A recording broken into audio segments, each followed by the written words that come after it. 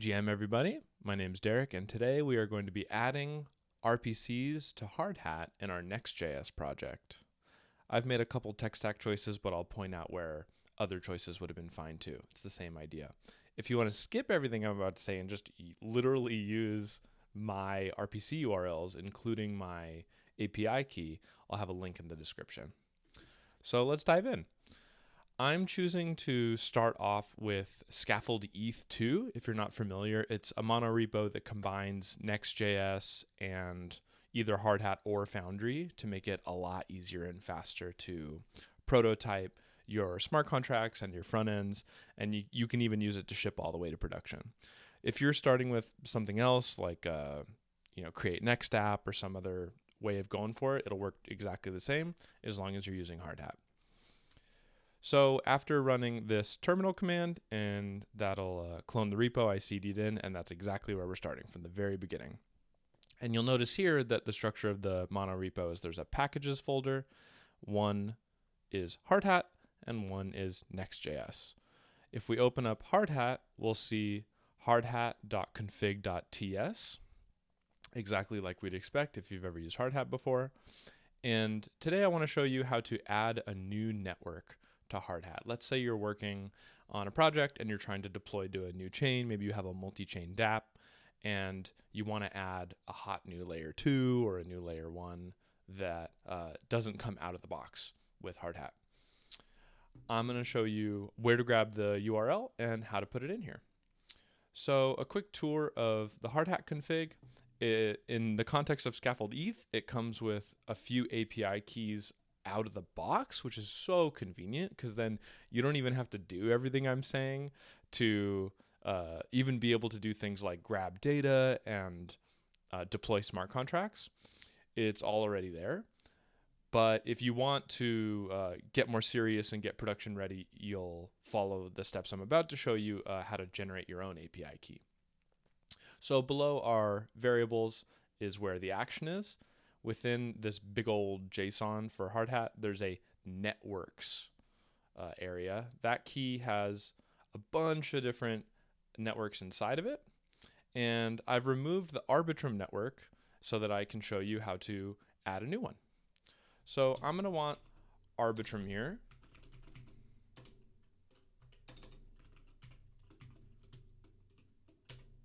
And I'm going to need a URL and an accounts.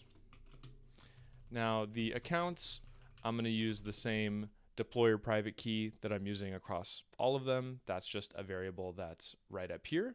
You can change it to your own private key, of course.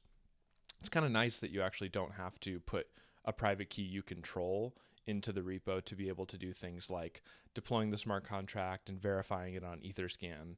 You can use their private key and just send a little bit of gas to it. So it's a lot safer to go through that workflow.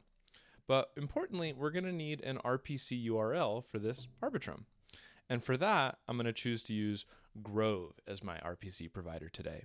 This would be a very similar process if you're using another RPC provider, but I like Grove because it's built on top of the Pocket network. And as far as I'm aware, it's the only decentralized RPC protocol that's out there. If you're going to decentralize your smart contracts, why not do the other parts of your stack? Eventually, we'll see decentralized front ends too, things like Arweave, decentralized repos.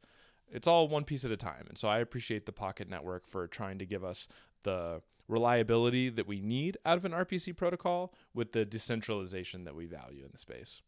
So if it's your first time using Grove, you can log in on the top. I've already done that. And I'm going to make a new application. My name is going to be Scaffold Demo. And I'm going to go with the starter. Don't even need to put a credit card or anything to get started. It'll have some, super reasonable limit for our purposes. And look at that. We've got 40 chains, all of which follow a pretty standard URL syntax. And crucially, there's going to be this app ID up here. That's basically our API key. So let's find Arbitrum and grab this URL. You can either put it straight in like this, that'll work, but it's a little cleaner to put like a string interpolated variable here, like Grove API key, and then change these quotes to backticks so that it knows to do that variable. And then up here for Grove API key, it comes with a default, but it'd be even better if you're trying to get more serious to go into your .env and just put your own rather than pasting it right here in this file, because this file might be in a public repo. So all you got to do for that is open up your .env in the Hardhat folder. There are a couple .envs, like for example, there's one over in the Next.js folder. So make sure you're in the Hardhat one. And if you open that up, you can go ahead and paste your API key. That's it. Now it's going to read that in. If you're hosting this somewhere, then you'll make sure that your env has the key like it needs to. But for our local purposes, this will work. So now it's actually reading in from our env that API key instead of using this default one. And Arbitrum is set up. I probably missed a comma somewhere. And I missed a comma. Look at that. So with that all set up, we've got everything we need to use Arbitrum as a network in the context of our Hardhat. That's deploying, that's reading data, that's writing data to the contracts, that's verifying the smart contracts.